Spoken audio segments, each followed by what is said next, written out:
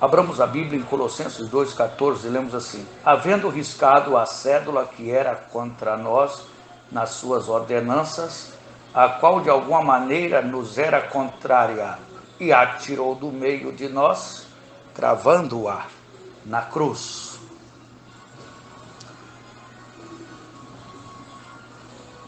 O decálogo deve ser observado hoje, porque foi falado por Deus.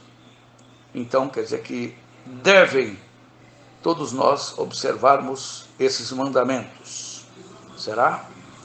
Bem, se o decálogo deve ser observado hoje, porque foi falado por Deus, igualmente devem ser observados hoje todos os mandamentos cerimoniais, como a Páscoa, as primícias, dia da expiação, etc.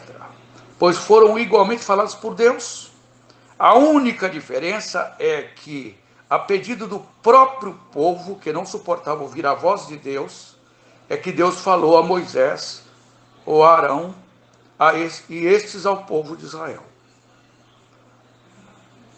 O fato de ter sido escrita a lei por Deus não significa que o decálogo seja mais importante do que o restante da lei, que consiste em 613 preceitos. O apóstolo Paulo, referindo-se às tábuas de pedra, afirma que elas representavam, sabe o quê? Escreve em letras gigantes. As tábuas de pedra representavam o ministério da morte,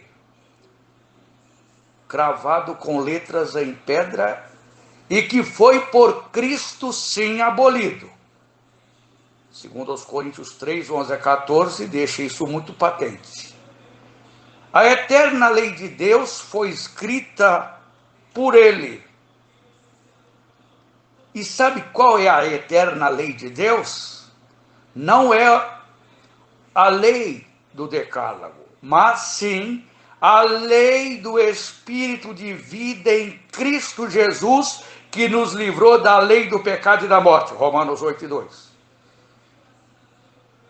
Muito antes de Deus entregar a Israel as tábuas dos mandamentos, todos eles estavam em vigor na consciência de cada pessoa, pelo fato de consubstanciarem a natureza do próprio Criador, no que diz respeito à sua justiça e santidade. Interessante nós notarmos, amigo ouvinte, que a antiga aliança representada pelas tábuas de pedra, como se vê na linguagem de Jeremias, capítulo 31, sabe o que ocorreu com ela, com essa antiga aliança? Ela foi invalidada não por Deus, mas por Israel. Exatamente, foi Israel que invalidou a lei. Daí a promessa de uma nova aliança, cujo mediador é Cristo. O autor da carta aos Hebreus comenta assim, dizendo: o novo concerto envelheceu o primeiro. Ora, o que foi tornado velho e se envelhece, perto está de acabar. Hebreus 8:13, lemos isso. Portanto, as tábuas de pedra em si mesmas nunca foram tratadas na própria Bíblia como a lei, mas apenas como o símbolo da lei no seu todo, dessa lei referida por Paulo como o ministério da morte, não da vida, porque na lei, a alma que pecasse certamente morreria, a alma que pecasse morrerá, e era cravada com letras em pedras, a antiga aliança, mas foi por Cristo abolida. Não é à toa que Paulo diz, porque o pecado não terá domínio sobre vós, pois não estáis debaixo da lei, mas debaixo da graça. As tábuas de pedra foram guardadas na arca do testemunho, não porque fossem mais importantes que todo o restante da lei mosaica, mas porque elas eram as tábuas do testemunho. Por isso Deus disse a Moisés: depois porás na arca do testemunho que eu te darei. E deu a Moisés, quando acabou de falar com ele lá no Monte Sinai, as duas tábuas do testemunho, tábuas de pedra, escritas pelo dedo de Deus. Êxodo 31, 18.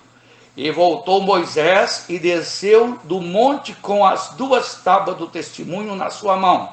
Tábuas essas escritas em ambas as bandas, de uma e de outra banda escritas estavam. Êxodo 32, 15.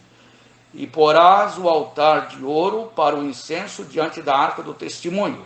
Então pendurarás a coberta da porta do tabernáculo. Então, amigo ouvinte, não existe 2 códigos na lei. A lei não se divide em 2 códigos, como equivocadamente fazem os cristãos judaizantes. A lei, ela não tem essa divisão. E isso nós podemos provar pela própria palavra de Deus. Eu aprendi isso há muitos anos atrás com o saudoso irmão Richard Jones, que a lei não tem essa divisão. Lei de Moisés e lei de Deus são termos sinônimos, porque é da boca de Deus que essas leis passaram a serem ditadas. Então, não existe essa separação. Segundo a nova aliança da Bíblia, a nova aliança, ela é eterna. E essa lei da nova aliança não foi escrita em tábua de pedras, mas nas tábuas dos nossos corações. Então, ainda bem que a Bíblia é peremptória em nos informar que a lei e os profetas duraram até João, que a lei foi dada por Moisés, mas a graça e a verdade vieram por nosso Senhor Jesus Cristo. E, lamentavelmente, a lei não foi cumprida pelos judeus, pelos israelitas, porque quem tropeçasse num mandamento apenas seria culpado de todos. A lei é o ministério da condenação, enquanto a graça é o ministério da reconciliação. A lei revela uma tarefa a realizar, enquanto a graça revela uma tarefa já realizada. A lei diz, faça isso e viverás, enquanto a graça diz, viva e então farás. A lei revela o pecado, enquanto a graça revela a salvação. E outra coisa que eu queria que os cristãos judaizantes atinassem é para a verdade bendita de que pela lei ninguém é justificado diante de Deus. Não estou inventando isso não, está escrito. Pela lei ninguém é justificado diante de Deus. Gálatas 3:11. Pois todos quantos são das obras da lei estão debaixo da maldição. Gálatas 3:10. Porque escrito está, maldito é todo aquele que não cumprir todas as coisas que estão escritas no livro da lei para fazê-las. Então, amigo ouvinte, os eternos preceitos de Deus, não somente os 10 mandamentos, que nenhum homem jamais conseguiu cumprir até hoje. Nem Moisés conseguiu cumprir a lei em toda a plenitude. Nenhum rabino conseguiu cumprir a lei, ainda mais que o cumprimento da lei é o amor. Amar a Deus e o próximo como a si mesmo. Nenhum comedor de angu conseguiu cumprir a lei. Mas houve um que conseguiu guardar toda a lei, quando toda a lei foi plenamente cumprida em todos os seus reclamos reivindicados, exigidos pela justiça divina. O Filho de Deus cumpriu quando ele satisfez por completo, através da obra da cruz, a justiça divina, a ponto da mesma obter a coroa de uma satisfação completa. Sabemos que a lei é santa, justa e boa. Romanos 7:12. Alguém poderá querer me pressionar a explicar esse assunto. Mas, na realidade, quando se fala da lei, está referindo-se à palavra de Deus. Ela é eterna. Ela não pode falhar. Sabemos que a lei e os profetas duraram até João. Mas a palavra de Deus permanece para sempre. Pois seca-se a erva e cai a sua flor. Mas a palavra do nosso Deus subsiste para sempre. Interessante notarmos quero tirar essa expressão minha das pregações, mas isso marca meu falar, infelizmente. A lei de Deus aponta para o pecado. A lei de Deus é como uma radiografia, só mostra nossas mazelas e as nossas feridas de alma. Como judeu, a lei foi dada a eles e Paulo a conhecia muito bem como santa e como aquela que condenava o pecado. Todavia, a lei não resolveu o problema do pecado, pelo contrário, agravou por ser ela espiritual e o homem carnal, vendido pelo pecado.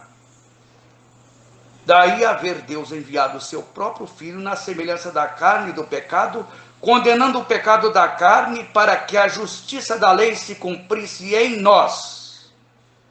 Desde então, ainda bem que a Escritura encerrou tudo debaixo do pecado, para com todos usarem de misericórdia. A Escritura encerrou tudo debaixo do pecado, para que a promessa pela fé em Jesus Cristo fosse dada aos crentes. Não quer dizer que nós somos contra a lei de Cristo, de maneira alguma. Mas a lei foi cumprida por Jesus, e ele nos libertou da maldição da lei, fazendo-se maldição por nós, porque escrito está: maldito é todo aquele que for pendurado no madeiro. Vamos prosseguir esse assunto amanhã, na permissão do nosso Deus. Eu prometi colocar uma pregação do irmão Jairo Gonçalves, mas ela é longa, vou deixar para amanhã. Que Deus nos abençoe. Amém.